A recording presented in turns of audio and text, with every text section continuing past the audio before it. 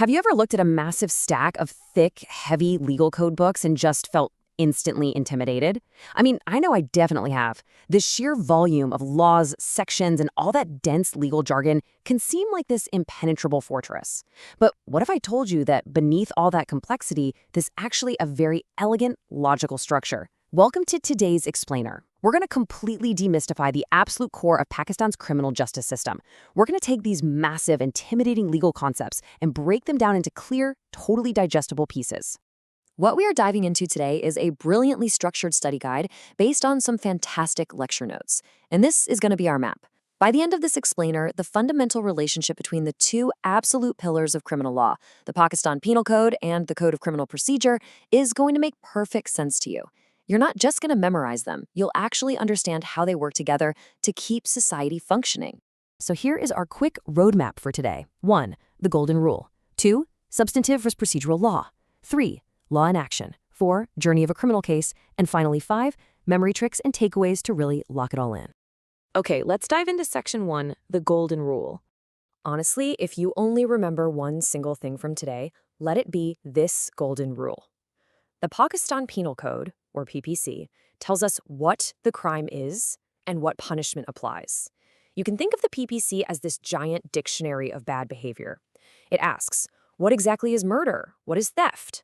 On the flip side, the Code of Criminal Procedure, or CrPC, tells us how the criminal justice system deals with that crime. How is an FIR registered? How is an accused person actually arrested? So it's what versus how. Keeping that in mind is literally the ultimate cheat code for understanding these massive documents. Moving right along to Section 2, Substantive versus Procedural Law. Let's translate that everyday language into the formal vocabulary that legal professionals use. Formally, the PPC is what lawyers call substantive law. It creates rights and liabilities. It is the actual substance of the law itself, the part that strictly defines the offense and the punishment. Pitted right against it is the CrPC, which is procedural law. Now, procedural law doesn't create new crimes. Instead, it provides the enforcement mechanism. It describes the exact, strict procedures for the police and the courts to follow to ensure a fair trial and due process. Let's look a little closer at the PPC side. Because it's substantive law, it's organized into very specific offenses, and each one gets its own section number. For example, if someone is accused of murder, the PPC defines exactly what constitutes murder under Section 302. Theft? That's defined in Section 378. Robbery is 392. Cheating is the famous section of 420. You've probably heard that one used in movies. Criminal breach of trust is 405, and hurt is 323. This code, which incredibly dates all the way back to 1860, is the definitive list of what is illegal. So, the crucial point here is that once an offense from the PPC is actually committed, the CrPC, which was established a bit later in 1898, essentially takes the wheel. The CrPC covers the absolute mechanics of the justice system. It dictates exactly how an FIR, or First Information Report, is investigated. It sets the rules for arrest, bail, and remand. It even lays down the rules for how trials are conducted by magistrates and sessions courts and how appeals and revisions are handled. It is basically the strict instruction manual for the authorities. I absolutely love this quote from our source notes because it perfectly highlights the philosophical balance at the very heart of this system. The PPC gives the state the substantive right to declare certain acts as crimes and punish them. But the CrPC acts as a shield, giving procedural rights to the accused.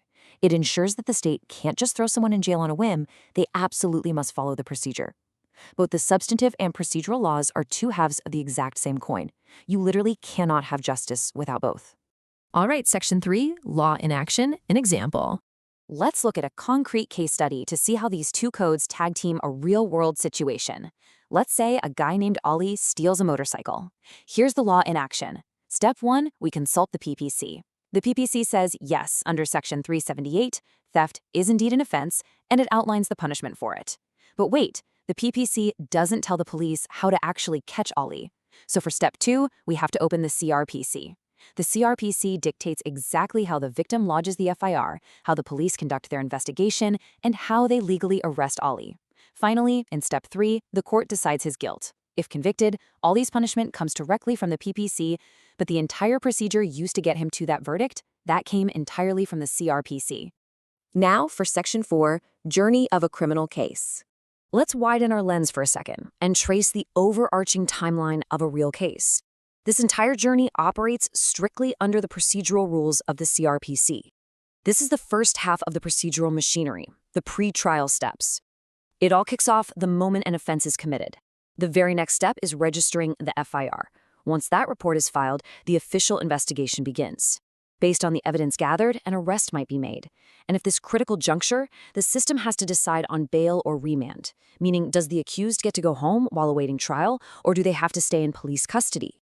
Every single one of these steps is heavily regulated by specific chapters in the CrPC to protect everyone's rights. Let's move forward and see how this builds right into the courtroom phase. Once the police finish investigating, they submit a challan, which is basically a formal police report, to the court. Now the trial is conducted, again, strictly following exact CrPC rules on how evidence is presented and how witnesses are questioned. A judgment is passed, and if the accused or the state is unhappy with that verdict, the CrPC even outlines the steps for filing an appeal to a higher court.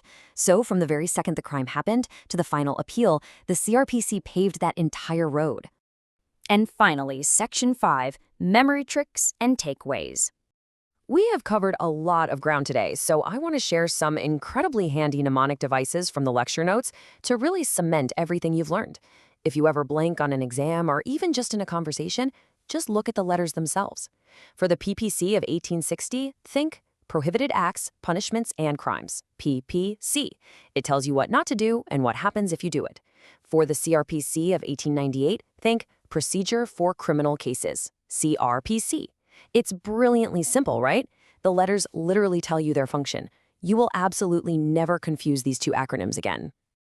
Okay, let's put that to the test right now. I'm pulling a quick quiz directly from our source material to see if you've truly internalized the whole what versus how concept. Here's the question. Which law governs the rules for arrest and bail? Is it A, the PPC, B, the CrPC, C, both, or D, none? Think about it for just a second. Are arrest and bail the definition of a crime, or are they the procedure for dealing with it? Did you guess it? The answer is B, the CrPC. Arrest and bail are the mechanics, the procedure, the how of the justice system. The PPC defines the crime that got the person in trouble in the first place, but navigating their way into police custody and potentially back out on bail, that falls entirely under the procedural domain of the CrPC.